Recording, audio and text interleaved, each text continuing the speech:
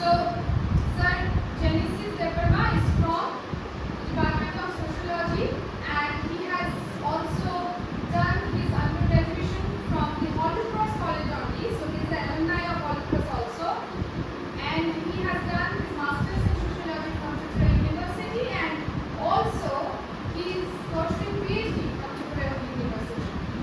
So he has specialized into different areas of the studies of sociology. Now today we will be talking on the importance of the trade union. In history we know that how much trade union is important. We are studying in the second semester, we were studying about the urbanization process, which is about how the towns and the trades and markets came, right? So today we will be learning it on the point of sociological view. So I want all to cooperate, sir, and to enjoy it as much as possible, and also to get the knowledge from this subject. So first of all, once again, good morning to you all. I believe you all already know me. Those who have attended sociology classes, I think you already know me. So today in my discussion, we will be discussing the origin, the growth, and the importance of trade union. Right? And yes, I would like to interact with you all. I don't want it to be just one-way conversation or one-way communication. I would love to, know your views or your understanding on what you understand on this particular topic. Fine? Okay, so before we go into the origin, growth, and importance of trade union, can anyone tell me what is trade union? What do you understand? What do you have in your mind when you hear the word trade union? Do you have any preconceived notion of this particular word? Can anyone tell me what is trade union according to you? Doesn't have to be right. Just tell me what you think. Yes? Trade with another nation. Okay, fine. What else? What else? Can you tell me about trade union? What do you think? It's okay, you can try. There is no harm in being wrong. Come on. What else? You can try. It's okay, no problem.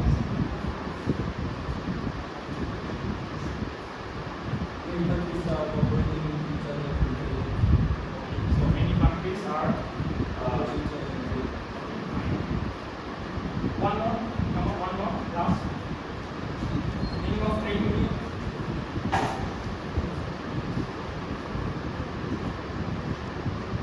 Okay, fine. Trade union is nothing but an organized group of people, or in this sense, the workers. Organized group of workers who have come together as a worker or as a people who belong to a particular occupation. It doesn't have to be all yes, please come. Okay. So trade union once again is a group of organized workers or people who belong to a particular occupation. It doesn't have to be only workers. It can be also a teacher. It can be also doctors. It can be engineers as well. But mostly, of course, we associate trade union with workers. Okay, but it doesn't have to be only workers. But mostly, in general, we associate trade unions with working classes of workers. So, trade union is an organized group of people who have come together to promote and protect their interests. This is a group who have certain agenda. They have certain mission, certain interests which they want to promote. So, in that sense, the agenda, the interest, the mission or the aim or objective of any particular trade union, that is the workers group, can be considered, or the process or the platform in which they bring up these issues or demands or objectives can be described as trade union. Okay. So here you can see the description. A trade union, also known as labor union or trade association. Okay, there are different terms as well, not just trade union, but they all mean the same. Okay. It's an organized group or association or of workers in a particular industry or occupation.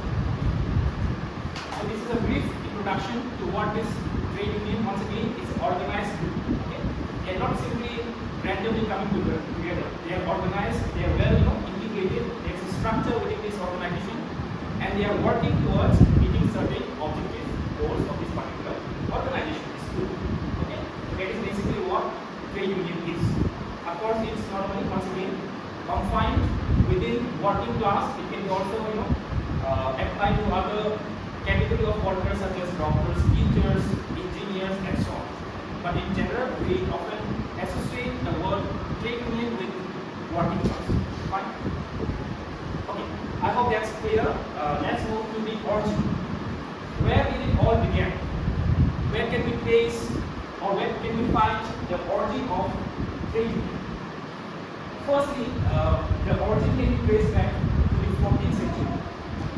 14th century in England. Now, what did we find there? The first form, not fully formed yet, not systemized, not in a systemized manner, but the first form of trade union can be traced back to England, 14th century. Now, what happened there? So basically, the monarchy or the kingdom or the kings there implemented certain rules and regulations in terms of wage, in terms of working conditions, which were revolving around the working class, basically. Because the workers are the one who is going to work, they are the one who is going to be part of this working condition, who is going to go through the working conditions. So the first trace that we can, the first origin or the origin of trade union can be traced back to the 14th century England, where the kings or the kingdoms, the kings and the monarch, they implemented certain rules and regulations regarding wage and working conditions. But from their point onwards, we have a set of rules and regulations which would govern the trade union, or so to say, the working relation between the workers and the employees, or the management and for that matter. Once again, I think I have missed one point, that is according to the Indian Trade Union Act 1926. Okay, this is one of the acts in our Indian Constitution. Both the workers' organization as well as the management organization can be termed or considered as trade unions. Okay, it's not just only the workers who can be, or their organization which can be termed as trade union. The organization formed by the employers or the management can be also termed as trade union. It's not just only the workers, also the management or the employers. Fine. So that is something which article, the Indian Trade Union Act 1926 describes. Fine. So here you can see once again. So they were, so in 14th century, what happened? There was introduction of statutory wage fixing and the compulsory payment and acceptance of the rates. Okay, so there was a fixed prices for everything. You cannot simply ask a certain amount of money for your work. Everything was fixed. Okay. So where were we? Okay. So the origin of trade union. So once again, the origin of trade union can be traced back to the 14th century England, where the kings and the kingdom, they implemented certain rules and regulations, certain fixed wages, fixed working condition for the people of the particular era, in form of fixed wage, in form of fixed timing, in form of fixed work condition. So that was the first origin or first form of implementation of rules and regulation between the workers and the employers in the management. Of course, we didn't have management back then, but I think better point, right? So the origin can be traced back to the 14th century England. From that point, we have this set rules and regulations which is going to govern the relation between the workers and the management. Fine. Okay. Now, next significant step in the progression of trade union, that is, of course, the Industrial Revolution. I'm sure you all are very much familiar with this particular historical event, the Industrial Revolution. What happened when you can remember in the Industrial Revolution? What is the premises of Industrial Revolution? I believe it is very much rooted in history. Can you remember?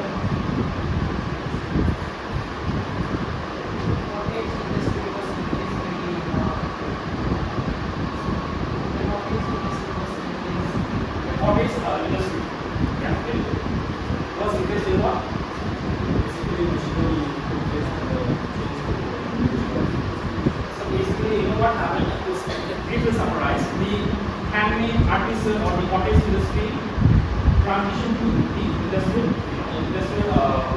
production process. Basically, that is, people started to produce things, commodities, goods with industrial process rather than the homemade cottage, as we call it, cottage industry. Fine. Okay.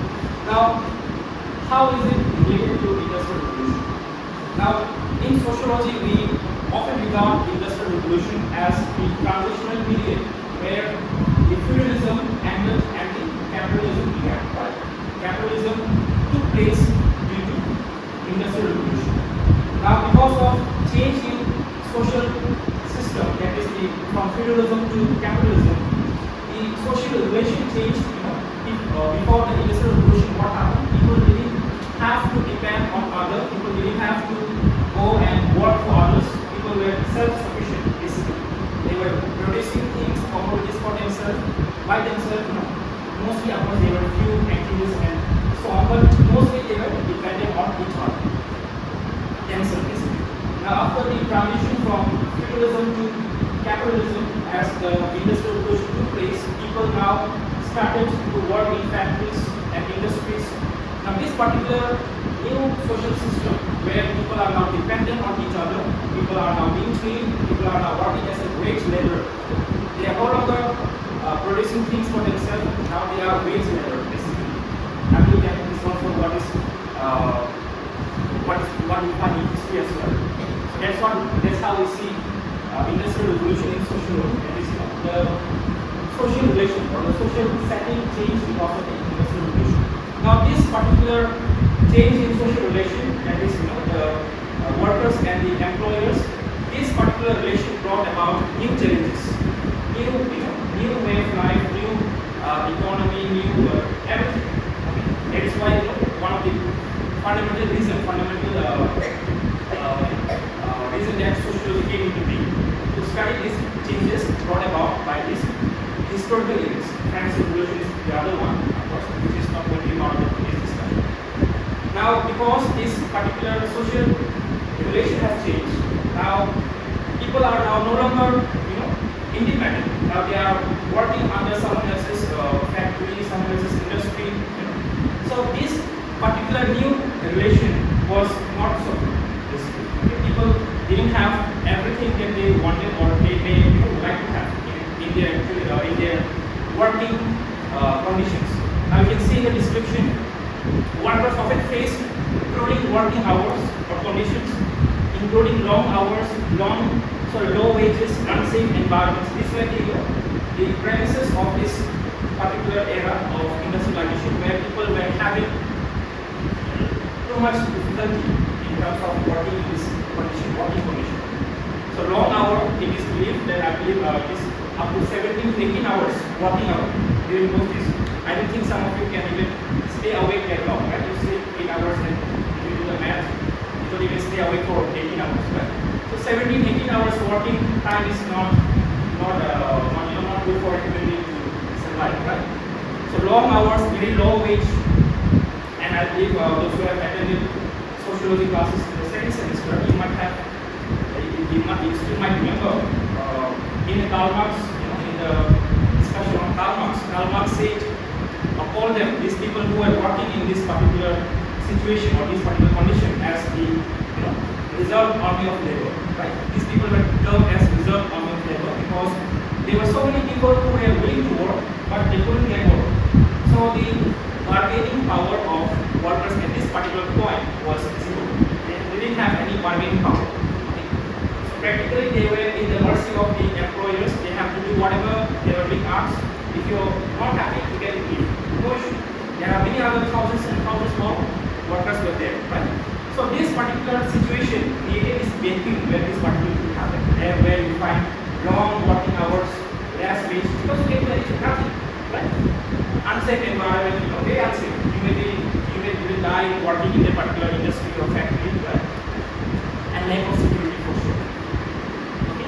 So this condition created strong incentive. Of course, as a human being, as you are being oppressed by such a system, you cannot go long enough without raising your voice or raising certain issues to the employers. So this particular condition created this environment.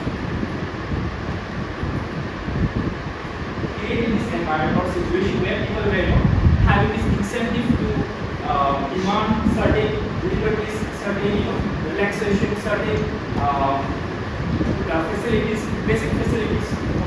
So that is where we get the next step towards trade union. This is where the first systematic trade union or the growth of systematic trade union took place during the Industrial Revolution because of the grueling working conditions that we find in this particular area. Fine.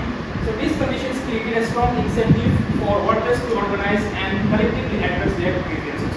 So that is how we have this organized, systematic form of trade union. So previously, what happened? Just briefly looking back at what we discussed previously, that is the first form of trade union, the first form of the workers and the employers relation was established in the England 14th century, where the monarchy or the kingdom at a time introduced certain rules and regulations in terms of the wage, in terms of the working condition. Now that is where we first find the origin, and here this is where, in the Industrial Revolution, this is where we find the first systematic progression, the systematic formation of trade unions as a well-established rules and regulations which is going to govern the relationship between the workers and the employees or the management. Fine. Okay, now coming to the Indian trade unions. Well, what are some examples we can give? Bharatiya Mazdoor Sangh. Have you heard of this organization? Anyone? Bharatiya Mazdoor Sangh. We also have trade union, in All India Trade Union Congress, which is of course associated with the political party. We also have self-employed women association. These are all examples of trade union. There are many more. You can Google it if you want to know more. But these are some of the examples for trade union. Now we have understood how the trade union have come up or has developed in the European society. Now let's come to India. How did trade union began and grew in an Indian context? Now, of course, for a trade union to develop, it needs certain industrial setting, right? Industrial setting has to be there. Can anyone tell me how did the industrial setting come to India? Any idea? Anything about that? How did the industrial setting or industrial culture, so to say, came to India? Can anyone tell?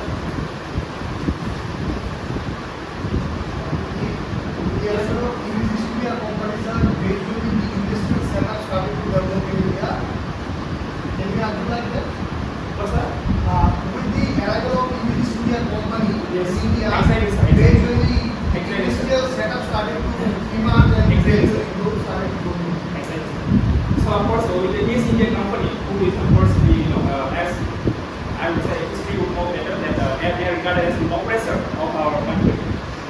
Yes. So the industrial setting or industrial culture came to India along with the East India Company, the Britishers, right? So they brought in the industrial, way of producing foods, producing commodity foods and commodities. So once again, the origin of trade union in India is very, very similar how it originated in the European society, which is once again the long hours of work, low wage, these are conditions which was also found in an Indian industrial setting. So same problem. So people have to, of course, raise the same request or same kind of voice or same concern they have to raise, right? So trade union movement developed in India as a response to the challenges faced by the working class as a consequence of industrial development. The consequences or the challenges that come up is very similar in both scenarios, in Indian as well as in European scenario. So same issues were faced by the Indian workers, Indian working class as well. So they have to do the same thing, which is of course ask for a better working condition, higher wages, lesser time in in a working hour, and so on. Okay. So the factory system came in India with all its evil and problem. Okay. The trade union movement in India passed through the similar conditions after the advent of factory system in India from that is of course which came from the Britishers. East India Company, they brought the industrial culture or industrial setting in India along with them. So the Indian society or Indian the Indian industrial system went through a similar journey as it is in the European society. That is, people were oppressed, people were not given enough resources in return for their work. So similar trend was seen in both European and Indian setting in terms of industrialization or industrial setting. So the first industry was set up in Bombay. It was a cotton mill in 1851. It was the first industry set up in India by Britishers or by the East India Company, and the second was in Bengal, which was a jute mill in 1855. So these are the two first industries set up by the Britishers or the East India Company in India. Okay. Now, because of this particular industrial setting, what happened next? Of course, people, the same culture was created by the Britishers, which was in the European countries. Lack of education, poor housing, and excessive high take rate were some of the characteristics of the industrial culture of a particular time. People didn't have much. Of course, India was under oppression of Britishers. They didn't have much education, much possibilities for that matter. So long and excessive hours of work, undermining the morality. Women and children were also employed. So very bad situation for the working class. So keeping that in mind, keeping such conditions in mind, the first commission was placed. By the way, what is commission? Can anyone tell when we say commission, what does it mean? Okay, well, I'll come to that. So the first factory commission was appointed in Bombay in the year 1875. 1875, the first commission was placed or introduced or appointed. Appointed is the right word here for addressing these issues they were faced by the working class in the industrial sector. Now, what is commission? Can you want to when we say the word commission? Election commission.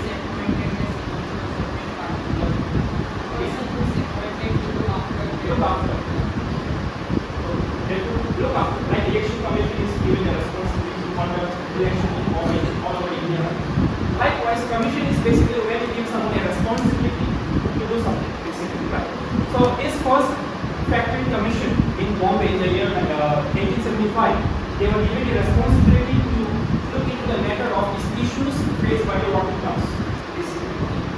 Now, after the commission went through the process of looking the working conditions, wages, working hour, and so on, they came up with India's first Factories Act 1881. This is very significant, by the way. This is the first set of rules and regulations which is going to govern the Indian trade union. Okay. So, Factories Act 1881 is the first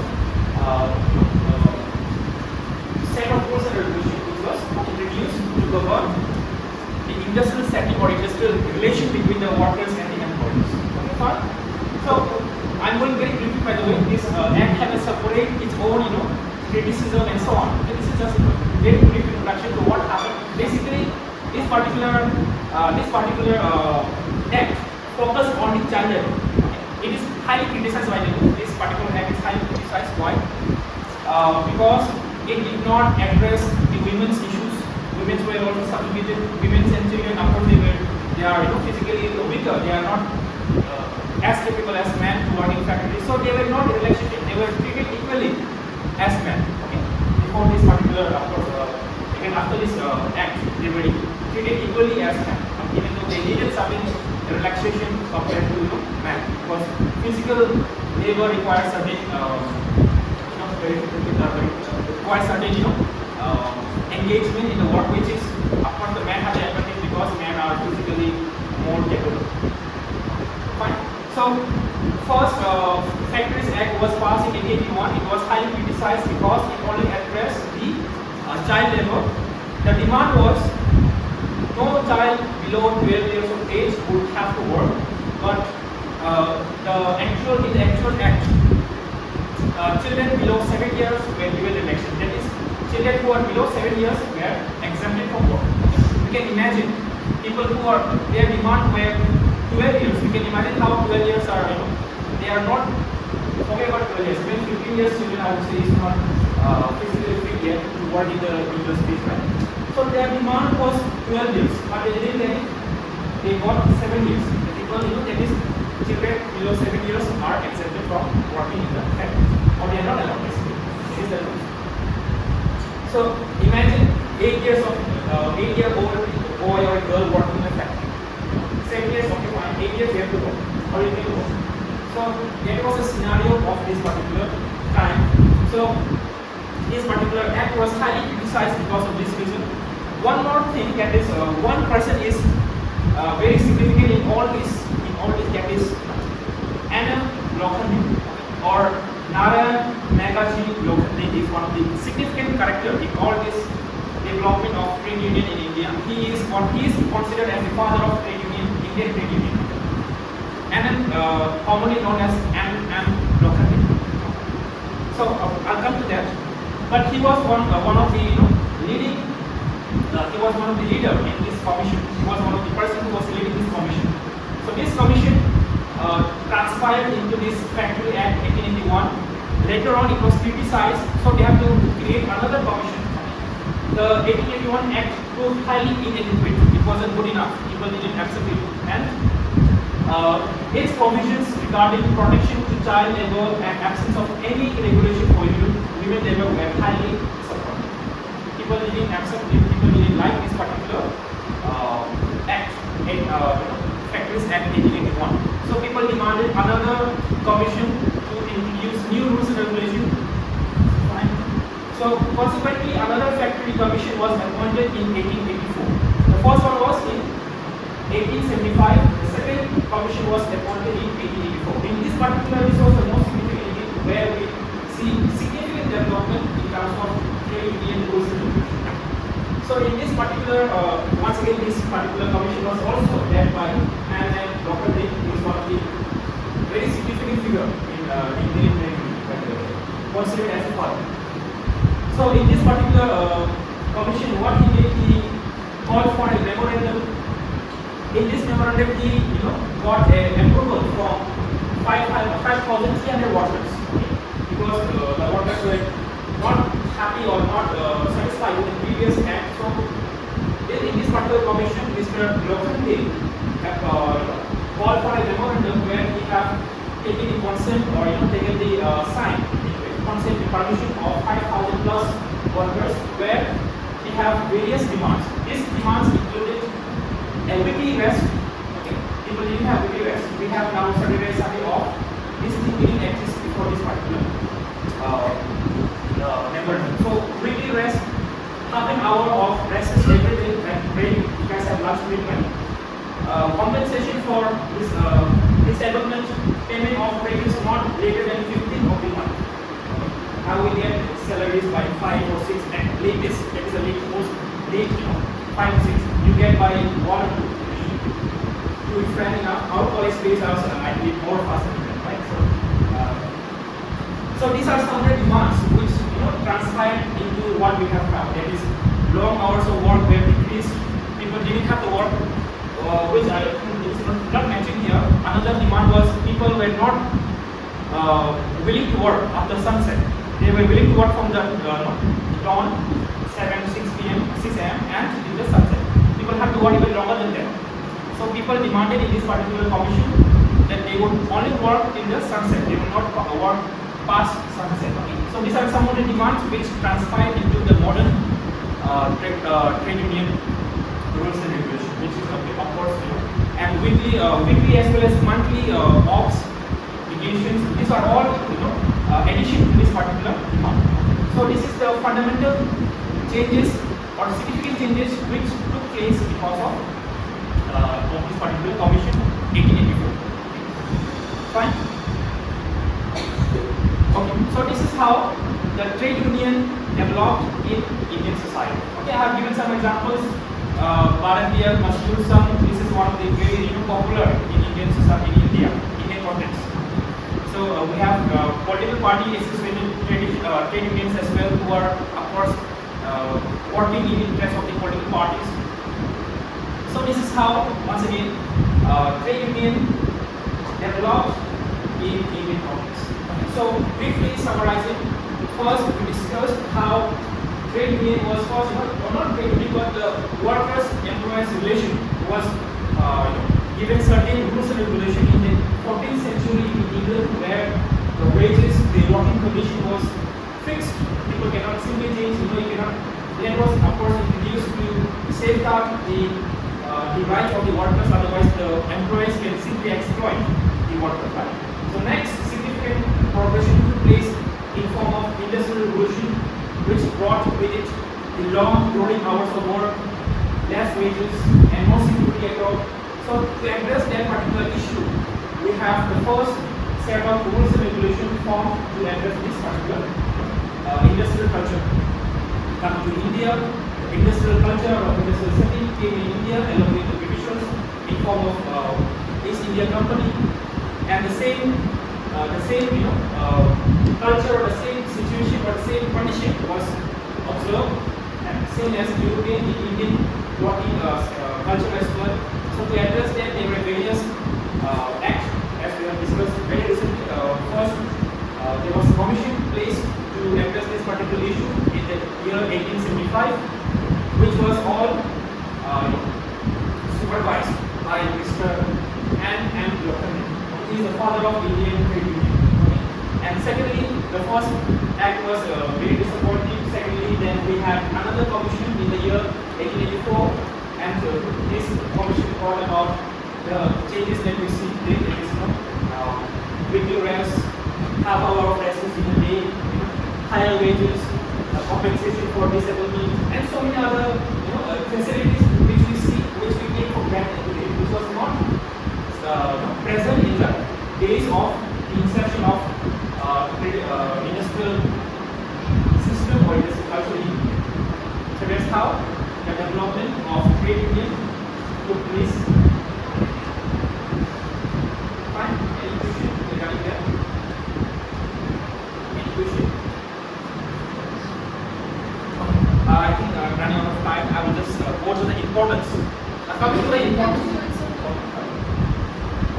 importance of trade union. What are the importance of trade union? First, of course, these are all, by the way, self-explanatory. Collective bargaining. Okay. What is collective bargaining? By looking at one table, importance of trade union. Collective bargaining. What do you think is the name of this particular point? Collective bargaining. Bargaining means what? Of course, you are trying to bargain, means you are trying to get something in return. Collective bargaining basically talks about how this trade union can benefit everyone. It's not for just one or two people or one or small group. The trade union is going to bargain or is going to benefit everyone equally, hence collective. Collective bargaining. That is, it is going to benefit, it is going to help people all together, not like small group or some individuals. So this was the most important part of the trade union, that is collective bargaining. Everyone is going to benefit from this particular trade union. Okay. Workers' protection is the next importance. What is workers' protection? It talks about the protection of rights of the workers in a particular industrial setting. Now the workers may have various facilities, various rights, various relaxation facilities and so on. But if it is not implemented properly, the workers would not get any benefit from this. So to see or to make these benefits, to make these rights, to make these facilities properly implemented for the benefit of the workers, we have this trade union that is going to protect the rights, the facilities, the facilities that is given to the workers. So protection of workers, that is, of course, here protection means not physical protection, of course, it's talking about the rights. What are the rights they have is protected. Otherwise, sometimes what happens if we are not aware, if there is no one who is going to look after. Let's say take for example the Indian rules and regulations, the Indian constitution. If there is no policeman, if there is no judge, if there is no court, if there is no various other administrative body, if there is no one who is going to look after the implementation of this rules and regulation, the rules and regulation is of no use. It will not get implemented properly. So it is only through trade union the rights, the facilities are well protected and well implemented. Okay. So workers' protection is the second importance of trade union. The first one was collective bargaining. Education. Next importance is education. So the trade union does not only protect the workers' rights in the working space, it also talks about or promotes the right of the workers outside the working space. That is, of course, because they also have to affect or help in forming policies related to trade union. There are many other things which is happening outside the working space. So the trade union helps in forming various policies, various political advocacy, lobbying with the government. These are some of the examples that happens or that takes place because of trade union. Okay. So if you look, trade union also work to promote social justice. Now if there is certain issue in the society and you want to show it to the society, if you want to propagate to the entire society, how do you take this through trade union? Next importance, training and development. So the workers, the members of trade unions, the workers are also trained and given certain opportunities to develop their skills, to develop their information, their knowledge regarding their work through trade union. That way, now they are more capable. Okay? They are more capable to work in their workspace because now they get training. New skills are given to them, new development, physical, mental development are given through this particular trade union. Okay. So this is another importance of trade union. Next, community building. So trade union brings all the workers, all the members of the trade union together, which gives them a sense of solidarity. Like you all here, I believe there are students from all the semesters. Second and fourth. Okay. So second and fourth semester, of course, take this particular class for example. Now you all have come together here because of certain class or certain session. Now this is going to create certain weird feeling. This is all the department. Let's take for the department for example. The department of history has united you all as a unit. So now, even though you belong to a different semester, you have this sense of solidarity, the we feeling, community sentiment. Because of what? Because of the department. So likewise, the trade union also creates this environment where the community, community sentiment develops. Hence, community building. People are now closer. People are now creating this connection, relation with each other. Not simply working in a factory as an individual. They are working there as a community now. They know each other. They know each other's weaknesses and strengths and so on. Fine. So people are not working in isolation. They are now having this sense of solidarity. So this is another very important function played by trade union. Economic benefits, of course, this is very obvious. Through trade union, the working classes or the workers get extra benefit in terms of economic benefits. Okay, that is, they get more. They can pay them more through the dialogue with the employers or the management. Of course, they negotiate their wages. So economic benefit is another importance of trade union. Therefore, this is the most significant importance. They get more salary, for example, for their work. So economic benefit is another significant importance of trade union. And the last one, improved productivity. This is, of course, keeping in mind the previous 6 importance. So improved productivity basically refers to the production process improves because the workers are now well paid, they are happy, they are well trained, as we have discussed in the previous point.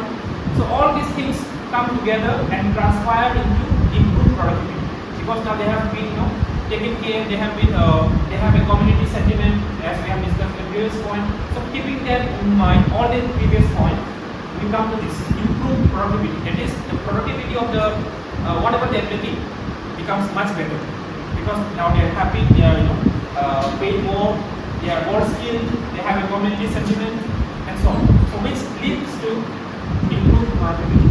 So these are the importance of trade union. So this is where I end my session. Any question, any doubt, if you have, you may ask. Yes, students. Any- These lectures are given a very informative and resourceful lecture. Feel free to raise your doubts, queries, whatever you are If you have any question, please. doubts, you can ask.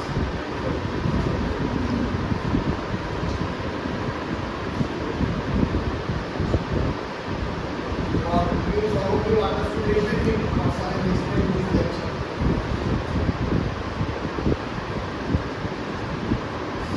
Okay, as let me break class. As none of you are willing to ask a question, I would like to ask certain questions instead. If that's obvious. Okay, okay, sure. Please go ahead.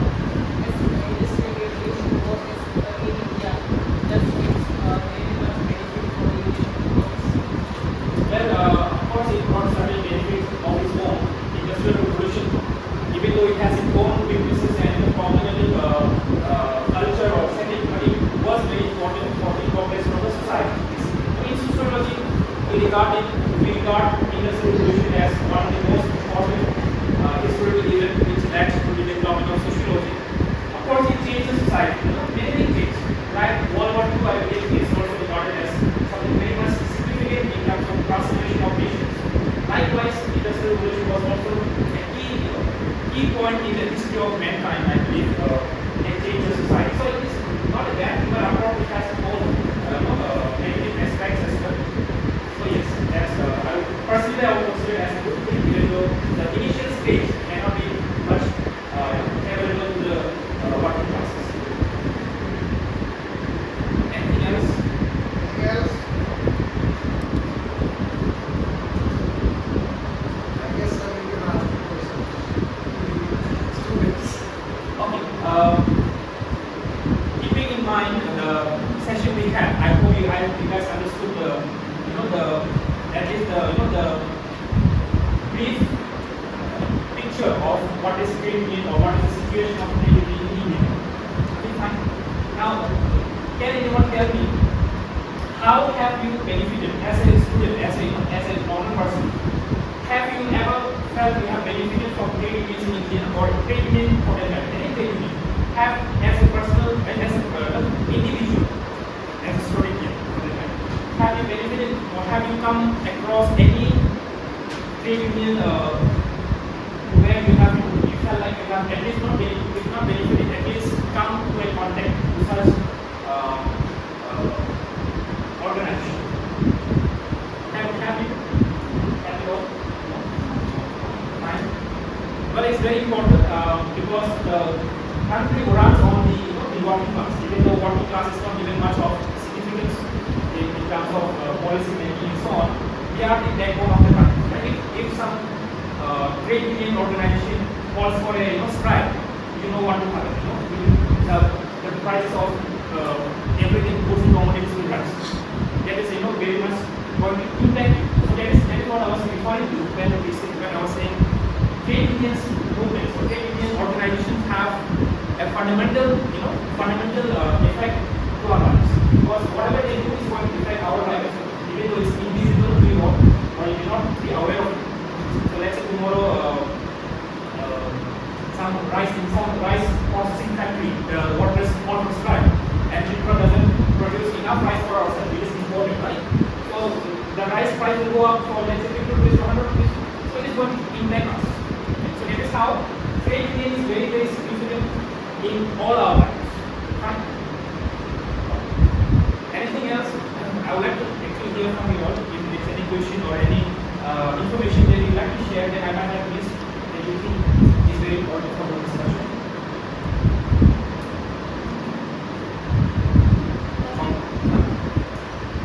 Anyone? What semester students? First semester students are lovely. What about the second semester students? How many of you can recall the establishment of railways in India? Yes, railways are very, very significant. So none of you seems to make a reference to that. Okay. Thank you, sir, for the Department of History for organizing this special lecture. I really enjoyed sharing some information, sharing some knowledge with you all related to the topic. Trade union is very vast. I would say we have a dedicated unit for this particular topic in our sixth semester sociology lecture. I tried my best to briefly summarize everything, and compress in single class. I hope that was very informative to you all. Once again, I would like to thank the history department for organizing this session and inviting me as a speaker. Thank you. Sir, please take care.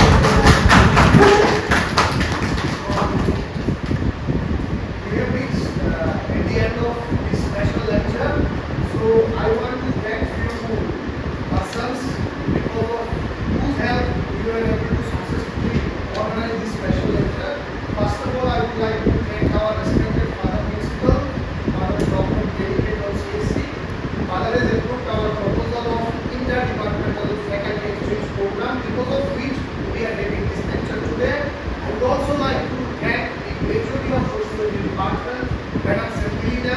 When I approached her with my request, she then and there responded positively, and because of which again we are having this lecture. She has given responsibility to our colleague, Sir Genesis, to deliver this lecture.